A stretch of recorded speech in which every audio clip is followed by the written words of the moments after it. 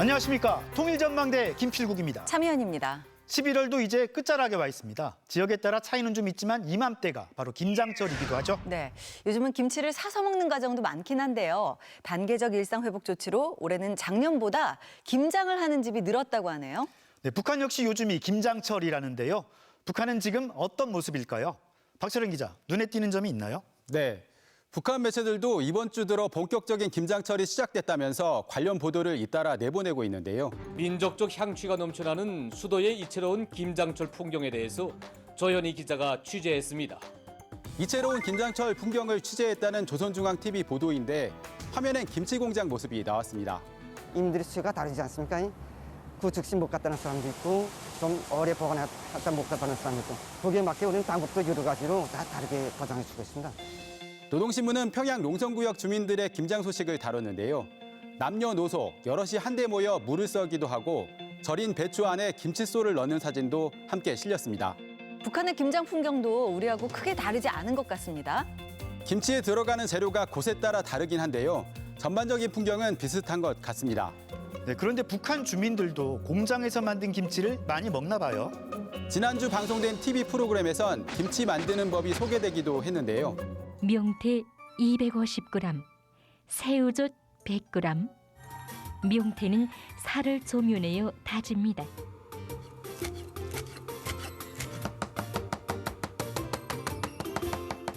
각종 김치 만드는 법을 다룬 프로그램이 잇따라 방송되곤 하지만 최근엔 북한 주부들도 집에서 만든 것보다 공장에서 만든 김치를 더 선호하는 추세라고 합니다. 공장마다 김치 종류도 다양하고 김치 담그는 방식도 다르다고 합니다. 우리 공장에서는 멸치 젓갈, 주젓갈에다가 명태 그 부산물을 이렇게 갈아가지고 혼합을 잘 해가지고 그래서 이제 그것도 양념도 또 숙성시켜야 됩니다. 평양뿐 아니라 신의주, 원산 등 북한 각지에 규격화된 김치 공장이 건설돼 수십여 종류의 김치를 생산하고 있다는데요. 사 먹는 사람이 크게 늘고 있다고 합니다. 네. 이번 주에 꽤 추웠잖아요. 그렇죠. 네, 본격적인 겨울이 되면 코로나19가 더 확산되지 않을까 걱정인데요. 네, 계속해서 비상 방역 체제를 유지하고 있는 북한은 방역에 대한 고민이 특히 더 커질 것 같습니다. 네.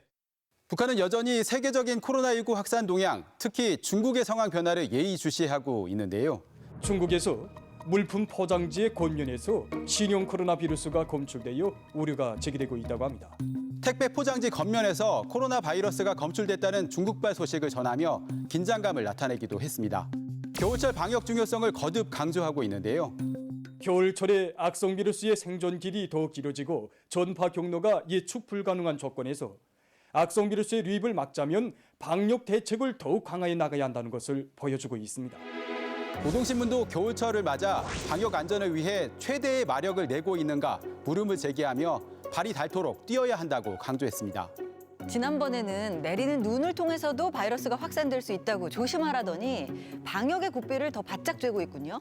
최근 자강도와 양강도 지역은 물론 개성과 남포 등지에도 눈이 많이 내렸는데요. 북한 방송은 하루도 빠짐없이 방역과 관련한 특집물을 방영하며 경각심을 높이고 있고 순간이나마 각성을 놓치고 마음의 탄기를 푼다면 지금까지 다지고 다져온 방역 장벽이 일시에 무너질 수 있다는 것을 다시 한번 심장 깊이 쪼아박아야 합니다. 세계적인 방역 완화 움직임에 극도로 부정적인 반응을 내놓고 있습니다. 사태가 급속히 악화되자 지금 때이르게 방역 조치를 완화시켰던 나라들이 다시 방역 대책을 강구하고 있습니다. 북한 대외선전 매체는 우리나라를 거론하며 단계적 일상회복 조치로 상황이 악화됐다고 주장하기도 했습니다. 네, 얼마 전엔 북한에 주재하던 러시아 대사관 직원들이 추가로 귀국했다는 소식도 있던데요. 네, 유럽국가 북한 주재 대사관 직원들이 대부분 철수를 한 가운데 러시아 대사관엔 비교적 많은 직원이 남아 있었는데요. 미국의 북한 전문 매체 NK뉴스는 평양 주재 러시아 대사관 소속 직원 10여 명이 지난 24일 열차를 타고 귀국했다고 전했습니다. 이제 대사관엔 외교관 2명과 기술직 인원만 남아있는 것으로 알려졌는데 러시아 대사관 SNS엔 평양을 떠나는 사람들과 배웅하는 사람들이 손을 흔드는 영상이 올라오기도 했습니다. 네, 대북 제재가 계속되면서 북한 주재 외교관들도 상당한 불편을 겪고 있나 봅니다. 미국 정치 외교 전문지 포린 폴리시가 유엔 안보리 내부 문건을 발췌해 2011년 무렵 북한 주재 외교관들의 실상을 소개했는데요. 러시아 대사관은 공무용 차를 한 대 사서 들여오는데 무려 2년이 걸렸다고 하고요. 영국, 독일 등의 대사관이 있는 외교단지는 물과 전력 공급이 일정치 않아 발전기 한 대에 의존해 생활했고, 쿠바와 몽골 대사관은 발전기마저 고장나 상황이 더 안 좋았다고 합니다. 지금은 국경까지 봉쇄돼서 상황이 더 심각해졌을 것 같습니다. 조만간 북중 국경을 열 거라는 관측도 있었는데 아직 관련 소식은 없습니다. 최근 늘어나던 북중 무역액도 지난달엔 다시 줄었는데요. 중국을 비롯한 각국에서 코로나 재확산 우려가 커지는 것과 관련이 있지 않나 하는 관측도 있습니다. 네, 박철원 기자 잘 들었습니다.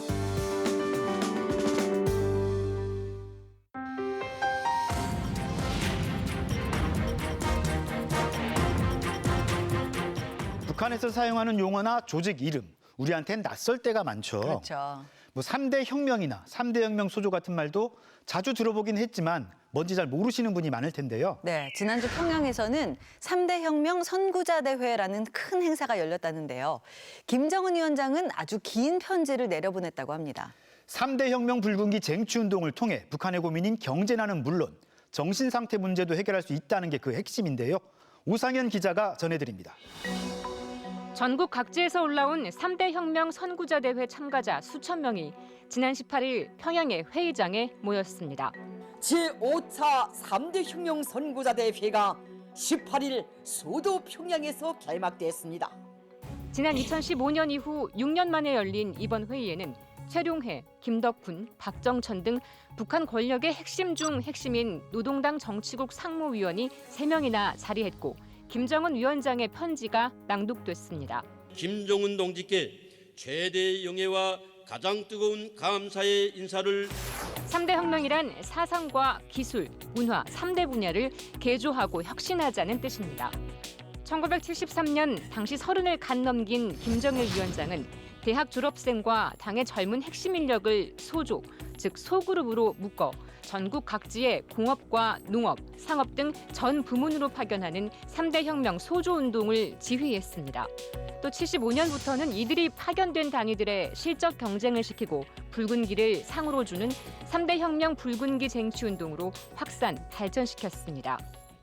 위대한 장군님께서는 그해 12월 초 공업 부분에서는 검덕광원연합기여서 농업 부문에서 청산협동 농장에 그 첫 봉화를 지펴주시고 이 운동이 전 사회적인 운동이 되도록 세심히 이끌어 주셨습니다. 각 생산단위의 관료주의라든가 이런 것들을 다 타개하면서 막 혁신을 불러일으키도록 하는 그런 개념이에요. 북한은 1970년대 경제 분야 종사자들의 전문성이 대폭 높아지고 70년대 10년간 공업 총 생산액이 3.8배 급증할 정도로 3대 혁명 소조와 붉은기 쟁취운동의 성과가 대단했다고 선전합니다. 당시 당 조직 선전비서로서 3대 혁명 소조운동의 총 책임자였던 김정일은 이 운동을 자신의 권력 장악에 적극 활용했습니다. 그때 3대 혁명 소조는 그 당 일꾼, 행정 일꾼, 그러니까 이제 경제 일꾼, 전문 일꾼, 대학생 이렇게 소조의 용량이 김일성, 김정일의 친위대 정도로 이제 권한이 셌지요, 그때는. 실제로 중앙에서 파견한 3대 혁명 소조원들은 기술이나 지식 전수뿐 아니라 간부들의 사상이나 행동을 검열해 상부에 보고하기도 했습니다. 그러니까 간부들의 정치 학습을 다 검열하고 비리가 많아서 당비서를 해임시켰죠, 저희가 나가서.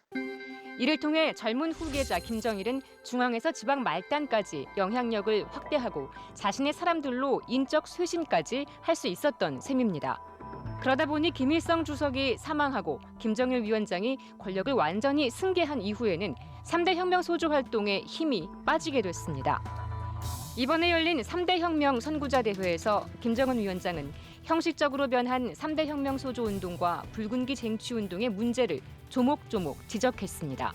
최근에 와서 3대 혁명 소조에 대한 지도는 한마디로 알 속은 없고 형태적인 틀거리만 있다고 할 수 있습니다. 김 위원장은 이를 개선하기 위해 먼저 3대 혁명 붉은기 쟁취 운동의 평가 대상을 전 분야로 확대하라고 지시했습니다.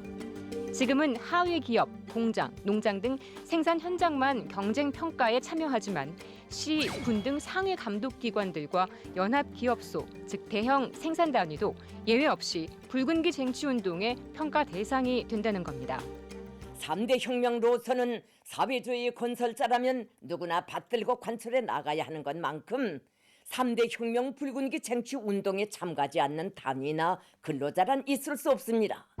상벌은 엄격하게 이루어질 것으로 보입니다. 김정은 위원장은 이미 붉은기를 상으로 받았다고 해도 이후 성과가 없으면 제명, 박탈 조치를 하고 이에 따른 책임은 시와 군의 노동당 최고의 간부들은 물론 이를 감독하는 도의 책임자에게도 물을 것임을 분명히 했습니다. 탁성행정이라든지 무산일주의라든지 이것을 배격해야 된다 강조를 했고, 특히 최근에 와서는 청년들에게 한편으로는 이 사상 교양을 강조하고 또 다른 한편으로는 반사회주의 배격 이런 것이 있어서 선전선동부가 나서야 되고. 평가 분야도 북한 당국의 핵심 민생 과제 전 분야로 확대했습니다.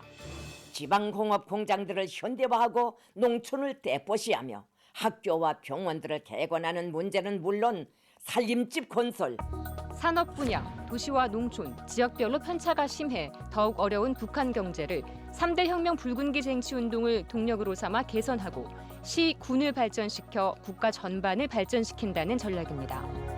하지만 국가 차원의 재원이나 설비 투자를 해준다는 약속은 없는 상황.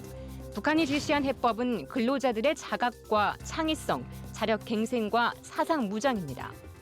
전투 동원식의 이 운동을 통해서 현 국면을 경제적으로나 정치적으로 타개내겠다라는 이제 방침이기 때문에 이걸 지금 국면에 다시 꺼내들었다는 것은 그만큼 정책적 수단이 없다라는 것의 반증이기도 하고, 필요할 때마다 대중운동을 조직해 위기를 극복하고 목표를 달성해온 북한. 집권 10년을 맞아 김정은 위원장은 3대 혁명 붉은기 쟁취 운동을 통해 다시 사상과 문화, 기술, 전 분야를 개혁하겠다고 선언했지만 이를 뒷받침할 동력은 충분치 않아 보입니다. 통일전망대 오상현입니다.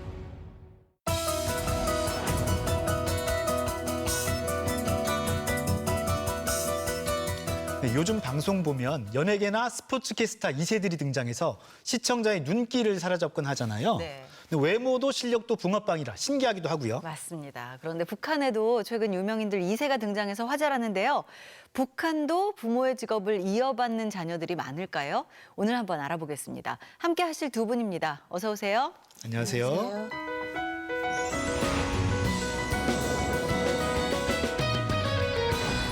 네, 김수경 박사님은 통일전망대 단골 패널이신데 최경욱 씨는 오늘 처음 모셨거든요. 간단한 소개 부탁드립니다. 네, 저는 해상교원대학을 졸업하고 소학교에서 교사를 하다가 대한민국에 입국하였고 현재는 인천의 모 초등학교에서 통일전담 교육사로 근무하고 있습니다. 아, 그러면 초등학교 선생님이셨던 거군요. 네네. 북한에서 경험했던 그런 생생한 네. 교육 현장 이야기를 많이 들려주실 것 같다는 생각이 듭니다.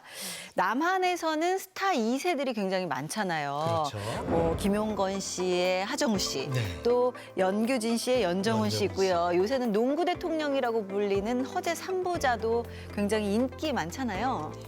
아, 봐주면서 해야지, 아빠가 또. 뭘 봐주면서 해?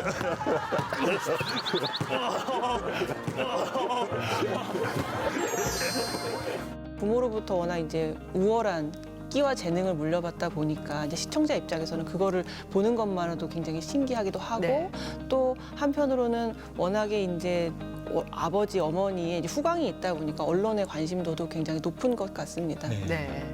또 야구에서 이종범, 이정우 부자를 빼놓을 수가 없죠. 맞아요. 이정우 선수가 올해 타격왕, 정말 아버지 잘하죠. 이종범하고 같이 세계 최초로 부자 타격왕이 되기도 했는데요. 네. 그 이정우 선수를 보면 한창 때 이종범 선수를 보는 것 같기도 하고 흐뭇합니다. 갑자기 팬심이 막 느껴지는데요. 우리가 오늘은 북한 유명 스타들의 2세 이야기 나눠볼 거잖아요. 네. 얼마 전에 북한 유명인 어머니를 둔 이 자녀들이 방송에 나왔는데요. 우리가 알만한 사람도 있었다고 합니다. 화면으로 만나보실까요? 네, 북한 어머니날 특집 방송인데요. 유명인 어머니가 자녀들과 함께 등장했습니다. 네, 박사 어머니를 둔 아이의 꿈도 박사라고 하는데요. 그 다음 어린이는 누굴까요? 우리 집에 정말 금메달이 많습니다. 우리 어머니 올림픽 수상자, 사전 세계 선수권 보유자, 세계 예술 요왕 영웅입니다. 이 아이의 엄마는 누굴까요? 바로 북한의 유도 영웅 개순희 선수의 딸인데요. 5살이라고 하네요. 귀엽게 생겼네요. 네. 개순희 선수는 이미 유명하기로 소문났고요. 아이고 저 딸이 또 어머니들을 위해서 저 체육 선수로, 저 유도 선수로 나왔다는 게 저는 너무나도 신기하고 저도 반갑네요. 사실 개순희 선수는 남한 사람들도 많이 알잖아요. 그렇죠. 16살 때 1996년 아틀란타 올림픽에서 당시 일본의 자존심이라는 다무라 료코를 누르고 북한 올림픽 유도 사상 첫 금메달을 안겼던 선수죠. 네. 간단하게 이야기해요. 너무 꿈 같으니까 오케이 말을 못 하겠습니다. 그 이후에는 2002년 부산 아시안게임 성화 봉송 주자이기도 했잖아요. 아마 기억하시는 분들 많을 텐데 북한에서는 정말 영웅 대접받는다고요? 북한 체육인으로서는 받을 수 있는 상은 다 받았던 것 같아요. 김일성상, 뭐 노력용, 인민체육인. 네. 정말 인기가 굉장히 대단했고 그 선수를 해서 정말 떠들썩했습니다. 네. 이런 북한의 유도 영웅 개순이의 5살 난 딸도 지금 유도를 배우고 있다는데요. 난 꿈에서 자주 아버지 어머니가 받은 금메달보다 더 많은 금메달을 받는 체육 선수가 된 내 모습을 보곤 합니다. 이 5살 아이의 꿈치고는 굉장히 야무지죠. 나는 우리 슬기가 고름말을 뜰 때부터 유술장으로 자주 데리고 다녔습니다. 전문가가 아니면 웬만한 어른도 나서기 꺼려하는 게 유술장인데 3살부터는 선수들과 같이 뛰고 동작도 곧잘 흉내냈습니다. 네, 엄마 닮아서 운동신경이 뭐 남다를 것 같긴 하네요. 네, 어떻게 될지 지켜봐야 되겠습니다. 다음 어린은 북한 유명 여배우의 딸이라는데요. 우리 어머니는 텔레비전 연속극 방탄벽의 주인공입니다. 나도 어머니처럼 사람들의 사랑을 받는 훌륭한 배우가 되고 싶습니다. 이 아이의 어머니는 북한 인기 드라마 방탄벽의 여주인공인 배우 이수경입니다. 어떻게 할까? 저 교도통신사 홍콩 주재 특파원 선생을 불러다가 이식처를 검색하게 할까? 언니, 날 지금 의심하는 거야?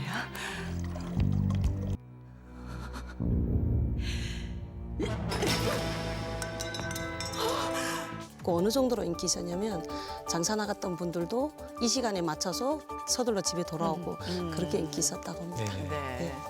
이 드라마가 이제 해방 직전에 국경 인근의 도시에서 여성 어떤 그런 요원이 이제 첩보를 벌이는 그런 첩보물인데 2016년도에 러시아에서 국제 탐정물 영화 축전이라는 이제 행사가 열렸는데 거기서 특별상을 받았다고 합니다. 그만큼 굉장히 작품성도 인정을 받은 그런 드라마라고 할 수 있겠습니다. 네. 그 인기 많은 리수경 배우의 딸도 아역 배우 활동을 하고 있다고 하는데요. 아버지 누가 찾아요? 안녕 어린이집에 난 타발병에도 출연했댔는데 나의 연기를 많이 방조해 주었습니다. 기용 배우가 되려는 것은 예술인들이라면 아마 누구나 다 가지고 있는 마음일 겁니다.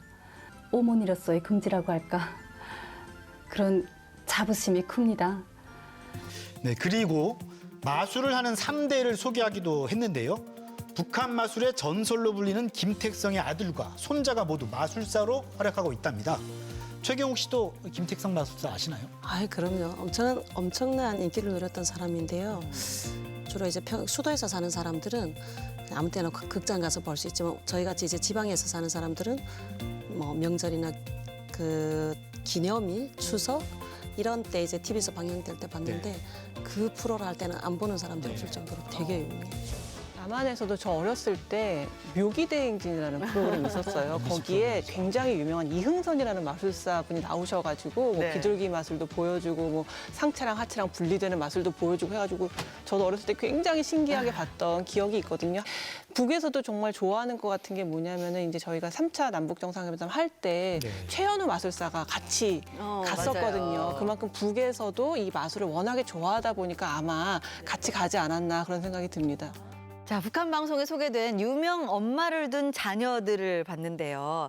북한 주민들은 이 모습을 어떻게 봤을까요? 제가 있을 때만 해도 그렇게 어떻게 유명한 사람들 자녀가 어떻게 됐다 이런 거는 잘 안 나왔거든요. 뭐 항일투사 2세, 그리고 전쟁 영웅 2세, 그리고 평화시기에도 뭐 전우들을 위해서 수류탄을 한 몸으로 막았다. 이런 영웅의 2세들만 나왔는데 지금 이렇게 그냥 연예인 2세 또 체육인 2세가 나온다는 게 되게 신기하고 좋았던 것 같아요. 그러니까 북에서는 이제 원래 TV 콘텐츠라는 건 대부분 이제 정치적인 메시지가 담긴 굉장히 이념적인 내용들이 주로 이제 방송이 됐었거든요. 그래서 이렇게 연예인 2세가 등장하는 걸 봤을 때 프로그램의 내용이 굉장히 연성화되고 있구나. 북한 주민들도 즐거워할 만한 내용을 만들자 해서 이런 트렌드가 조금 새롭게 발견되는 게 아닌가 하는 생각이 듭니다. 그런 측면도 있겠네요. 네. 근데 이제 개순이 선수의 딸은 걸음마를 떼면서부터 유도장에 갔고요. 또 배우의 딸은 아역 배우를 하고 있고요. 네. 이런 거를 이제 북한에서 교사를 하셨던 최경욱 씨, 이런 모습을 보면 좀 어떤 생각이 드세요? 교사 입장에서 보면 좀 부담스럽긴 해요. 원래 좀 재능이 있고 이렇게 유명한 사람들이 자녀들은 어려서부터 좀 특별한 코스로 이제 인재 양성을 받는다고 할까요? 북한에서 소년공전이라는 거 있어요. 거기 가서 이제 특별히 이렇게 개별 지도도 많이 받았고 여기로 말하면 개인과외 같은 그런 것 받았던 신뢰도 있었던 것 같습니다. 네. 근데 우리도 엄마 찬스, 아빠 찬스 이런 얘기가 있긴 있잖아요. 박사님 어때요? 그렇죠. 아무래도 뭐 유전자를 우월하게 이제 물려받다 보니까 엄마 아빠의 재능을 물려받을 수밖에 없고 네네. 게다가 엄마 아빠가 늘 그 직업을 하는 걸 접하잖아요. 그러니까 자연스럽게 그러한 환경에 노출이 되겠죠. 그러니까 자녀의 교육에도 많이 서포트를 해줄 수 있고. 그런데 이제 안타까운 것은 이제 그만큼 부모의 어떤 지원을 누릴 수 없는 사람들의 입장에서는 좀 박탈감을 느낄 수도 있는 그런 상황이라고 볼 수 있을 것 같아요. 네. 북한에도 뭐 이런 엄마 찬스, 아빠 찬스 이런 게 좀 많을 것 같습니다.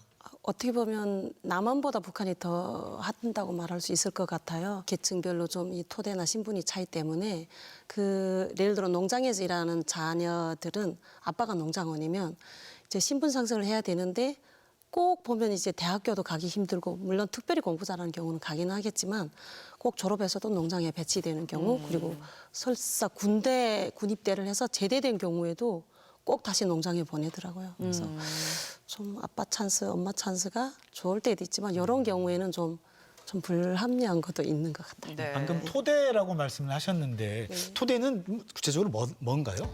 토대라는 게 쉽게 말하면 한국으로 보면은 이제 출신 혹은 이제 계층이라고 볼 수 있는데요. 이거는 바꿀 수 있는 게 아니고 자기가 그 토대에서 태어나면은 평생 그 토대 안에서 이제 삶의 기회를 찾아서 사는 거기 때문에 안 좋은 토대에서 태어나게 되면은 굉장히 누릴 수 있는 것들이 적고 좋은 토대에서 이제 태어나면은 별로 노력하지 않아도 꽤나 순탄한 삶을 살 수 있는 그런 개념이라고 보시면 되겠습니다.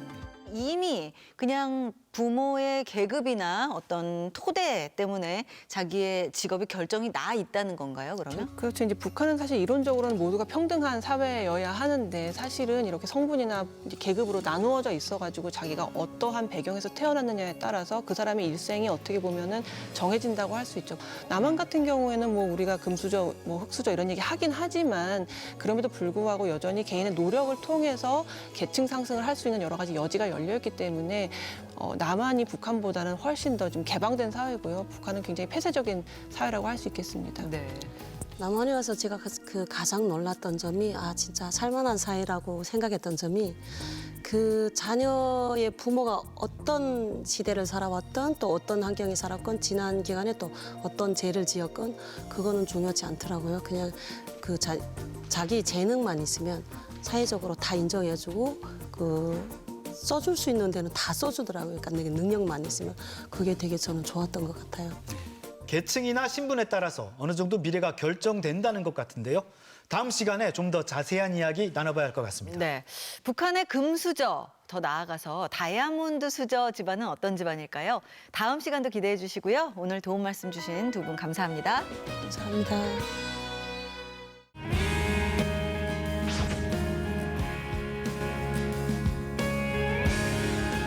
경제협력을 통해 남북의 평화와 번영을 도모한다는 평화경제. 최근 이 평화경제를 주제로 청년들이 톡톡 튀는 사업 아이디어를 쏟아낸 자리가 있었다고 합니다. 네, 단순한 아이디어 차원이 아니라 구체적인 사업성을 따져서 이미 창업을 했거나 창업을 앞두고 있는 젊은이들이라는데요. 그 현장에 이상현 기자가 다녀왔습니다. 곡선 형태의 독특한 건축 양식으로 주목을 받으며 7년 전 완공돼 이제는 지역의 랜드마크로 자리 잡은 동대문 디자인 플라자. 이곳에 최근 개관한 화상회의 스튜디오에서 특별한 발표 대회가 열린다고 해서 찾아가 봤습니다. 스튜디오 옆 대기실에 가보니 몇몇 청년들이 띄엄띄엄 앉은 채 긴장된 표정으로 각자 뭔가를 열심히 준비 중입니다. 몇 번째 준비세요? 저는 마지막이에요. 더 긴장되겠다. 네. 마지막이라. 각오 한 말씀. 각오는 뭐 1등 했으면 좋겠습니다. 시도지사 협의회와 수도권 지방자치단체들이 공동 개최한 청년 평화경제 오픈랩 프로젝트. 교류협력 사업을 지자체가 하기 위해서는 그 지역민들에 대한 그 공감대를 얻어야 되고 하는 그런 부분이 있습니다. 그래서 그런 부분을 좀 지자체가 역할을 하기 위해서 저희가 협의회와 그리고 수도권 지역과 같이 하게 되었습니다. 청년들이 남북의 평화 경제를 위한 사업 아이디어를 발표하는 이번 대회는 작년에 이어 두 번째로 열리는 건데요. 이 참가자 등의 규모가 훨씬 더 커졌다고 합니다. 어떤 아이디어들이 나왔을까요? 함께 들어가 보시죠.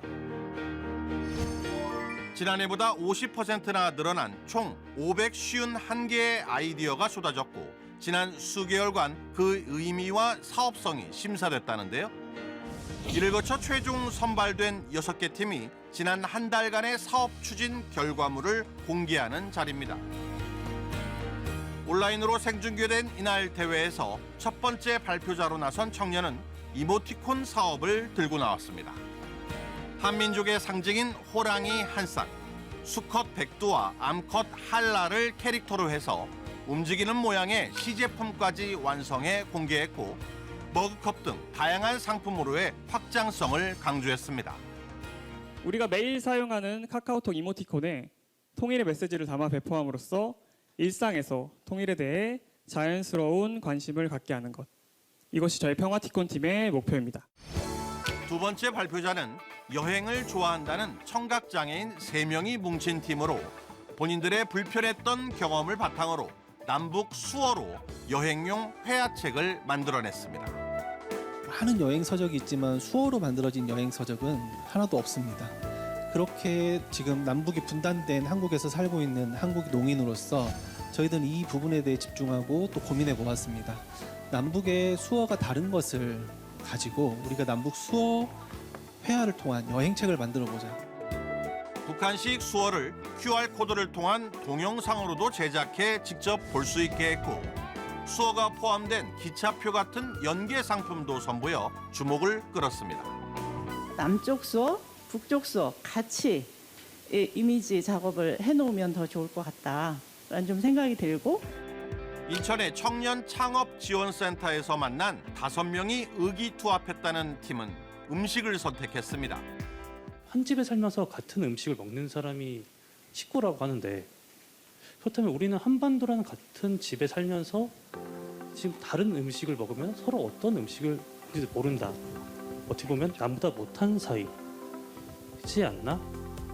어떻게 하면 이 관계를 좁힐 수 있고 서로에 대한 관심을 이끌 수 있게 하지 없을까? 라는 고민을 했습니다. 북한 식당과 탈북민들을 찾아다니며 이것저것 맛을 보고 만들어도 본 끝에 북한의 간식 두부밥으로 간편식인 밀키트를 만들었습니다. 다과 밀키트도 나왔는데요. 10년지기 두 친구가 남북 사이 같은 모든 긴장된 관계들이 이완되는 순간엔 차와 간식, 다과가 함께 해왔다는 점에서 착안해 북한식 다과상을 시제품으로 선보였습니다. 한 사람이 다과상을 즐기는 일상적인 평화가 한반도 평화에 이바지할 수 있는 일부로 자리 잡을 수 있는 그런 인식적이고 생활적인 정착에 기여하고자 합니다. 대전에서 온 20대 청년은 북한 술을 탐문하고 연구해 북한 전통주를 내놓았고요. 북한에서 나온 술을 가장 완벽하게 표현한 그 술이라고 이제 탈북민 분들이 먼저 지원을 해주셔서 그런 식으로 스토리를 입혀서 같이 이제 브랜딩을 할 계획입니다. 대기실에서 만났던 여대생은 우리 사회 청년들의 어려움을 빗대며 가상세계를 활용한 통일 교육 시스템을 시연해 보았습니다.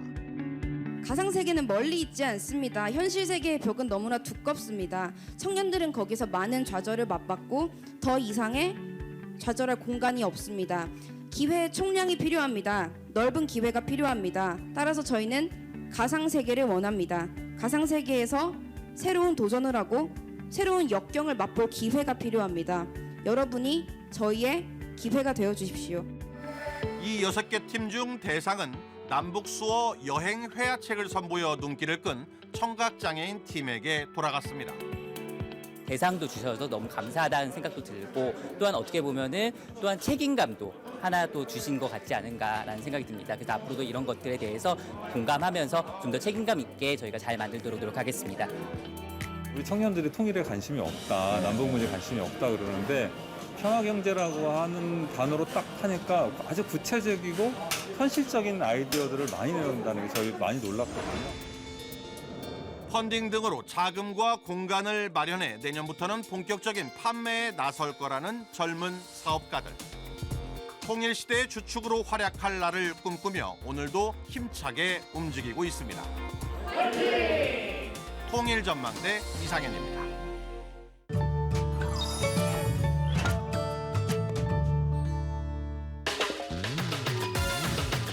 학원? 처음 들어보는 말인데 처음 들어봐요. 뭔가 배우는 곳인가? 배우는 절? 북한말 배음사는 영화의 음성 녹음이나 라디오 드라마 등에서 목소리로만 연기하는 배우를 뜻합니다. 뜻이 같은 말로는 화술 배우가 있으며 남한에서는 성우라고 합니다. 너무 많이 다른 것 같고 배음이란 단어도 아예 처음 듣는 단어라서 너무 생소한 것 같아요. 배음사가 왜 성우야? 처음 알았어요. 배음사라길래 약간 절 느낌? 완전 장소인 줄 알았는데 성우라는 거 진짜 생각도 못했어요. 코로나19 신규 확진자 수가 증가하고 특히 위중증 환자가 많이 늘어나서 걱정입니다. 비상계획이 필요하다는 말도 나오고 있는데요. 네, 연말이 다가오는 만큼 모임도 잦아질 텐데 긴장감 늦추지 말고 방역에 최선을 다해야겠습니다. 통일전망대 다음 주도 알찬 내용으로 찾아오겠습니다. 고맙습니다.